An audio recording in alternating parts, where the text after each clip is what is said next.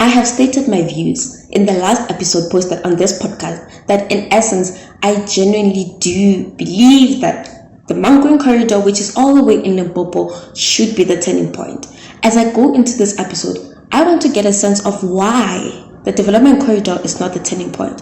I'm aware that there are a lot of issues that municipalities face in terms of service delivery.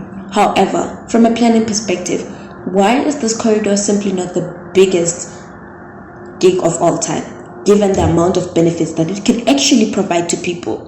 It is in this respect that I want to find out how planners square nuance with practicality in finding solutions to my concern and their consciousness in planning thinking in this process. This is why I want to speak to Tshepo Chabalala, who is a planner that did research in Giyani, which is in Limpopo. Giyani falls under those municipalities who have to cater for both the termed rural and urban areas, and it is the dynamics of such municipalities which I find compelling. Therefore, in this episode, I talk to Tshepo about how planners square nuance with practicality in finding solutions to the concern which I have raised and their consciousness in planning thinking in this process. Welcome to Planners in a Podcast. My name is Dino Mugo and I take you through planning thinking in South African municipalities.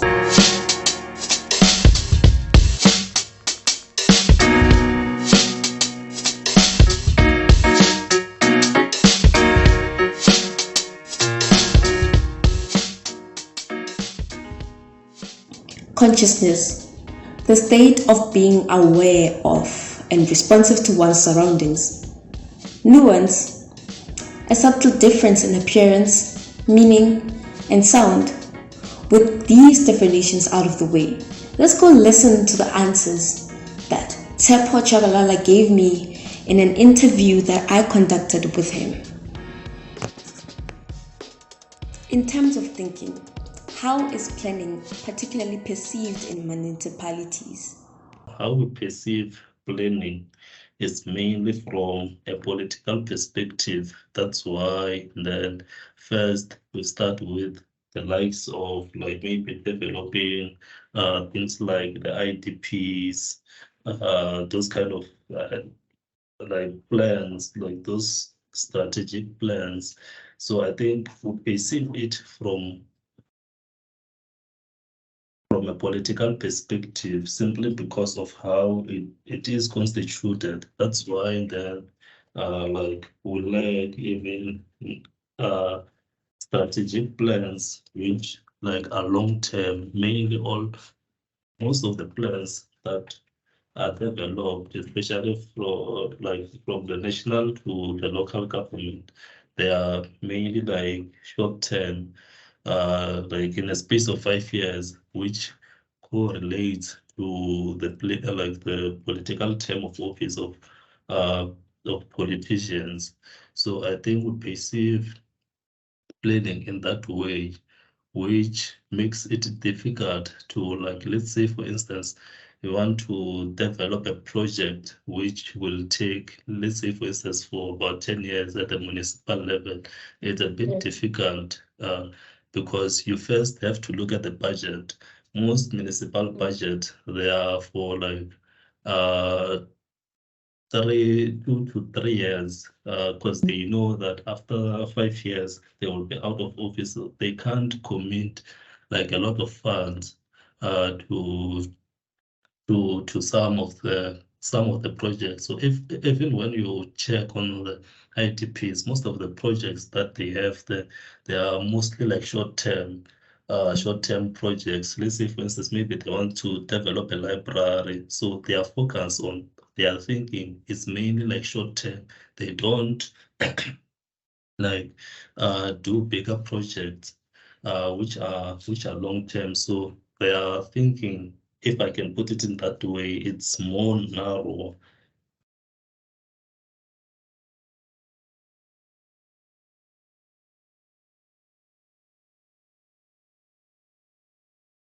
I think you cut off a bit there.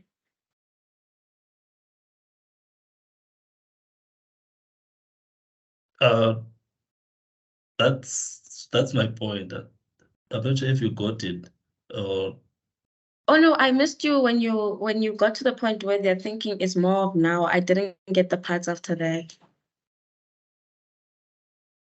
Yeah, can you hear me now? I can hear you.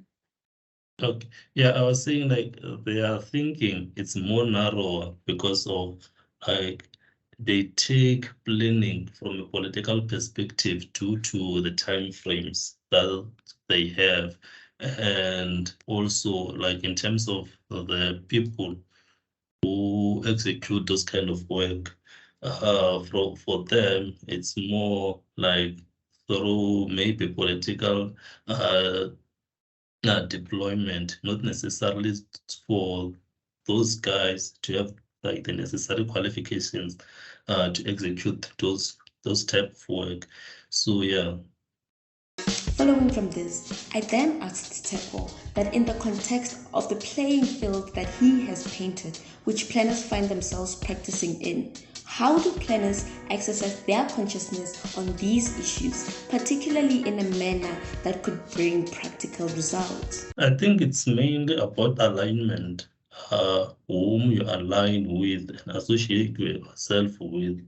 Because obviously, if you like, I can also say this, like, let's say, for instance, the council, it's deliberating on a budget for project.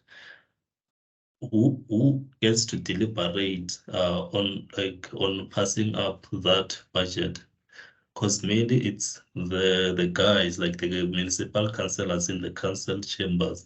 So first you have to align yourself with those guys because it's a bit difficult. You can come up with brilliant ideas on how you can advance like a municipality or a town, especially at local level. But if you don't have the support uh, of the ward councillors or the councillors there within that municipality who constitute the council, there's no way those ideas that you might have will succeed. So the only way to navigate is through association, like associating yourself with the right guys. Because even when you do have like your qualifications and stuff, in municipal levels or in anything that has to do with politics, your qualifications might not mean anything. You might come up with some bright ideas, but if you don't get the support of the politicians, there's nowhere your your plans are going. So it's first about political alignment. When Seppo mentioned that you can come up with brilliant ideas, but if you don't have the support of the councillors, you will not succeed, I did feel attacked with my very optimistic views on development corridors. But anyways, I continue to ask Tepo that if planners could apply their consciousness on issues that are facing people in municipalities such as Polokwane municipality or Greater Guyana municipality, what type of projects or development could we witness as a result of planners' interventions in these municipalities? So like in terms of project, I think the type of projects that will like necessarily succeed, especially at the local level, it's obviously those short-term project like maybe building a library or sort of building a school, even though it's not for municipality to perform those functions. But I think it's mainly short-term project which will like kind of necessarily succeed, and also like in terms of service delivery in such a way that getting the basics right, such as like having running water for the people, and also things like refuse removal, even though like in like rural villages, those kind of aspects uh, don't necessarily have an impact on communities, like things like refuse removal. But I think if we can get the basics right, you can get most of the municipalities working. And also, as part of recommendations in terms of how to move forward with like all those challenges, I think another aspect that will be beneficial is to kind of come up with new ways of doing things, like changing the mindset, especially of all the stakeholders that are involved within the local level. For this, as you can focus on maybe on collaborative planning, where like the different stakeholders collaborate in terms of doing project. Because another challenge that exists, especially within the local within local municipalities in villages, is that you've got like this issue of dualism. So you've got the political system, which are the politicians, and you've got the traditional system, which are like maybe traditional leaders. So it kind of creates a challenge because traditional leaders, they have got their own way of thinking that is more traditional, that if he wants to do a project, you first have to pass through them as the traditional leaders of that community.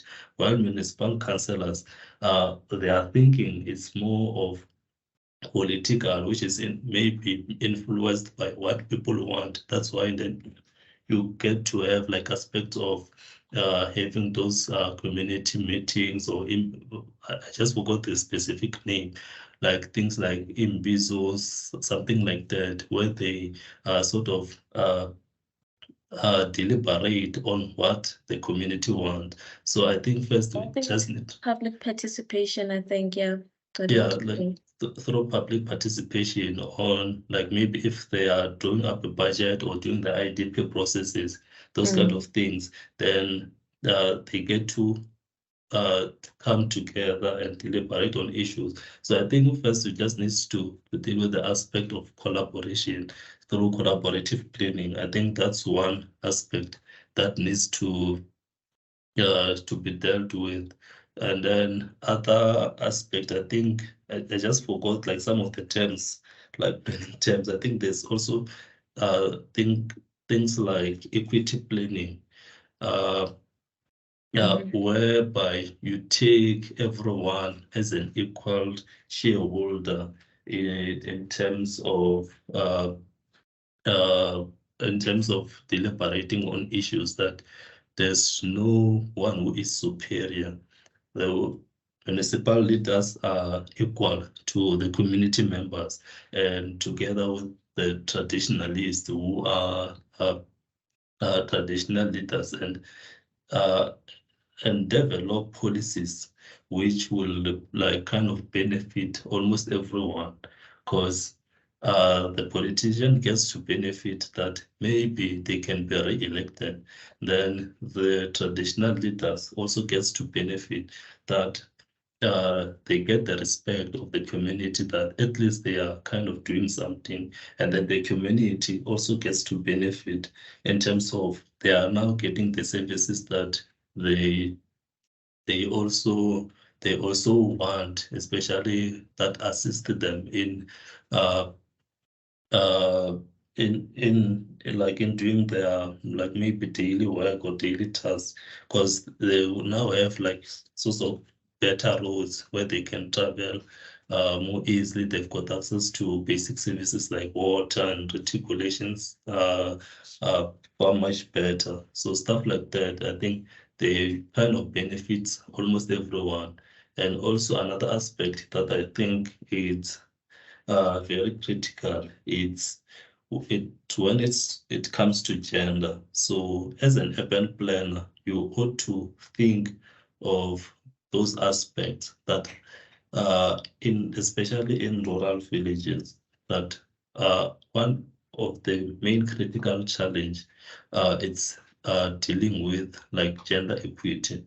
So I think if when drawing up those plans, like when they are thinking about how to move those communities forward, one aspect that they also needs to think about uh, is gender. And in dealing with that, also wants to add that another critical aspect is to develop, like it's through capability, like capability development, that uh, you equip your the people with the necessary skills. such as like maybe let's say you equip them with computer literacy skills, uh, uh, things like that, things like reading skills so that they are able to kind of read. I think that will also assist in advancing the people who are there, and also to reskill some of the workers who resides within those communities, because you find that most of them, what they like normally do is focus mainly on hard labor. So reskilling some of those people can also kind of assist in terms of moving those people forward. So yeah, I think that's very critical. After Tepo had mentioned collaborative planning and public participation as interventions that planners could use in these municipalities, I proceeded to ask him why he thinks that these planning interventions in municipalities have been overlooked, and this is what he had to say. I think in terms of where it might have been overlooked, I think it comes back to the necessary qualifications of who is doing what where. So you like for instance, you get to see that in terms of the people who are leading, like who are approving things like uh, budget, it's not they are not necessarily qualified to be executing those kind of work. So through capability development or advancement of those guys, they get to benefit, like in terms of programs like reskilling. Let's say you are reskilling your ward counselor so that they are financial safe, they know how to work with finances. That will also assist them in terms of allocation of budget, because their thinking now will kind of change that. Let's say they want to allocate the budget maybe for a water project, and then you find out that that's not necessarily the challenge that the communities are having. So they get to reallocate it to maybe something else, like developing a library, whereby it can reskill some of the community members with new skills, like things like computer literacy, stuff like that. So I think that that's also very kind of critical in terms of uh, doing day-to-day tasks within government, and also transforming and educating some of our leaders within communities, such as like our traditional leaders, because I think that's also one of the critical aspect that uh, literacy within local communities, it's not the same as that one of those in urban areas, whereby majority of the people are, are literate within urban areas. So I think that's another critical aspect for soft skills development. That is helpful, and it has me thinking, but I just want to ask you questions. I want to go further and like research and also find out about different aspects in which communities could like try and make things such as what you've said, like advancing people's skills, teaching people soft skills in communities, and how that has worked in other different parts of the world, to see how probably it would be feasible in South Africa. And yeah, for that, thank you so much. What I found particularly compelling about my conversation with Tepo was that consciousness is not just a tool that can be used by planners. When he spoke about capability development and equity planning, collaborative planning, public participation, and dealing with gender equity in moving communities forward, I understood that consciousness is not just a tool that can be used by planners. Consciousness can be used by other people as well, because they are part of the decision-making processes in bringing about the spatial and social change that we need in these municipalities. Therefore, I see the importance of consciousness much more better than I was when I got into this conversation with him. That's all that I have for this episode. Thank you.